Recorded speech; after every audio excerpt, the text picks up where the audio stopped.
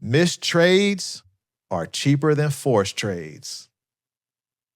Read that. Read it.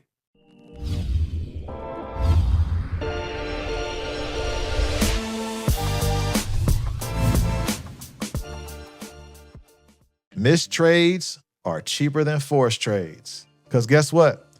NQ gonna give you a bunch of opportunities. You know what I'm saying? But missing trades is cool. It don't cost you nothing. You know what I mean? Maybe a little emotion, maybe like, dang, man, I missed this trade, man. Dang, look at, man, that thing just took off. Look at that lightsaber candle. Hey, you let it go though. Cause you know what I'm gonna tell you about that? People will be like, nah, I wanna jump in. No, let it go. You know what that's gonna do for you? It's gonna do for you the same thing it did for me. It's gonna teach you to exercise discipline. And it's also gonna teach you to exercise professional acumen. Yes, you heard what I said. It's gonna teach you to exercise professional acumen. Remember, trading is a business.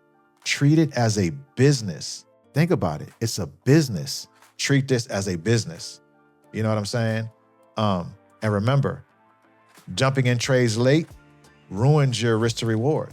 Think about it. If you jump in a trade late, what does that mean?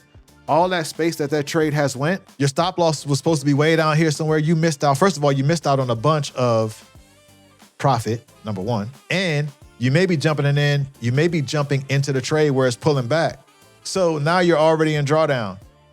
You left no room for profit. You left no room for pullbacks because you didn't enter at the correct spot. And also too, when you chasing trades like that, that increases your risk, your drawdown risk. It increases that, period. Keep in mind that a missed trade keeps your capital intact. Remember that. Forced trades leads to revenge cycles. Ooh, I'm gonna say it again. Forced trades leads to revenge cycles. That's what it leads to. That's just creating a bad habit, something you don't want to do. You do not want to create bad habits. So if trade is there, you missed a trade, let it go. Let it go. Like I said, that's going to teach you to exercise discipline and professional acumen. And also too, respecting your accounts. I said it. Respecting your accounts. It's very, very important that we all respect our accounts. Treat them like your child. You ain't about to just throw your child in the car. You ain't gonna let your child just walk across the street without holding their hand. You know why? Because we respect our children. We respect our children enough that we want to make sure that they're okay, right? Treat your accounts the same. Literally, treat them the same. Respect them, protect them. You know what I'm saying? That's your capital. Don't look at it like, oh, I went and got this prop firm account on sale, so I'm gonna go ahead and it was just like, this amount of dollars. If I blow it, I'll just go get another one. Okay, if you start that, that's gonna lead to that's gonna lead to a place where you really truly don't want to be. You know what I'm saying? Period. I want to just not only remind y'all, but also it's a reminder for me. It's like, create good habits. Remember, how you start is how you finish. Remember that. How you start is how you finish. Period. You know what I'm saying? So if you start good in a trade, it's going to end good, even if it's a losing trade. Because at the end of the day, we ain't going to win every trade. Period. But if you followed your rules, you waited for that optimal, A+ setup.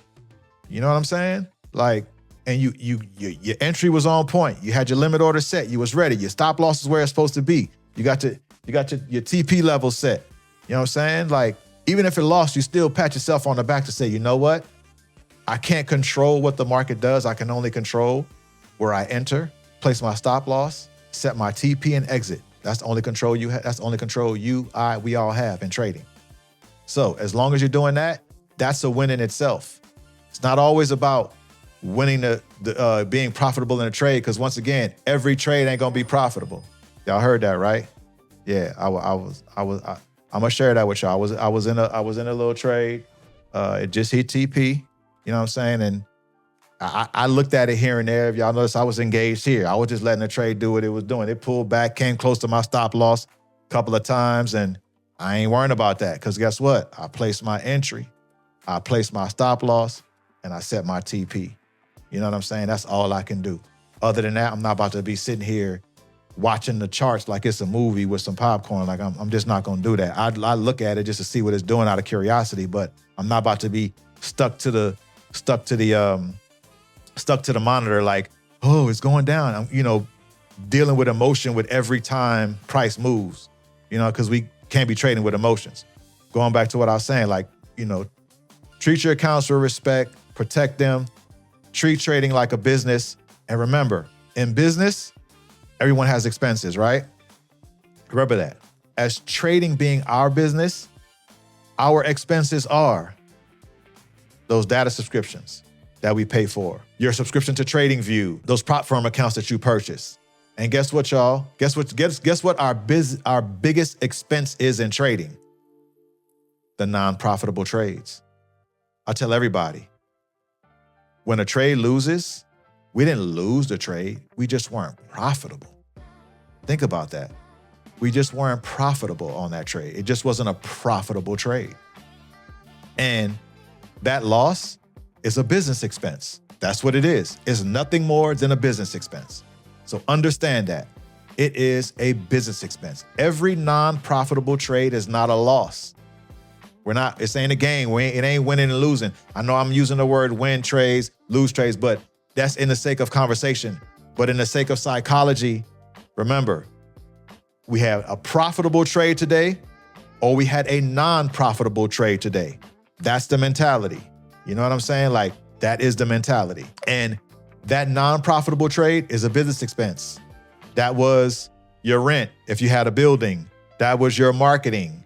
If you know what I'm saying, if you have a market, if you pay for marketing for your business, that was paying for your electricity, paying for your products. If you're selling products, you got to have labels and jars and containers and bags and boxes, whatever it is that, that business does. You know what I'm saying? So look at trading the same way. It's no different.